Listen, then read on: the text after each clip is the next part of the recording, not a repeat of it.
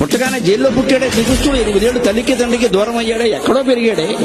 అది కూడా దొంగ అని ముద్ర వేశారే. వెన్న దొంగే కదండి, వెన్నైనా పెన్నైనా. పుట్టగానే 30 హత్యా ప్రయత్నాలు ప్రపంచంలో ఎవడి మీదైనా జరిగాయంటే శ్రీకృష్ణ పరమాత్మ ఒక్కడి మీదే జరిగాయి. 30 మీరు భాగవతం లెక్కపెట్టి చూసుకోండి. ఇంకో 2 ఎక్కువే ఉంటే కానీ తక్కువ ఉంటుంది. ఆ దుర్మార్గుడు అంత ప్రయత్నాలు చేశాడు. దిక్కుమాలిన మరణం. 7 రోజులు మృత శరీరం అలాగే ఉందండి. 8 మంది భార్యలలో ఒక్కరు లేరు. తల్లి లేదు, తండ్రి లేదు, బిడ్డలు లేరు, ఎవ్వరు లేరు. మొత్తం యుద్ధం అయిపోయి కూడా గాంధారీదేవి కొడుకునే అనలేక నువ్వు చేసావు యుద్ధంలో కృష్ణుడికి శాపం ఇచ్చింది. ఏమనాలండి? అయినా పరమాత్మ పాండవుల్ని ఏమి అనద్దానండి. అది భక్త పరాయణత్వం. ధర్మరాజుని ఏమనద్దమ్మా, నేను భరిస్తాను. దిక్కుమాలిన చావమన్నావు కదా, అలాగే చచ్చిపోతా. నా వంశం అంతా పోతుందన్నది పోనీ, ఏం పర్వాలేదు, నేను అన్ని భరిస్తా. పాండవుల్ని ఏమనకు. తాపురు పరమాత్మ ఎన్ని పడుంటాడండి.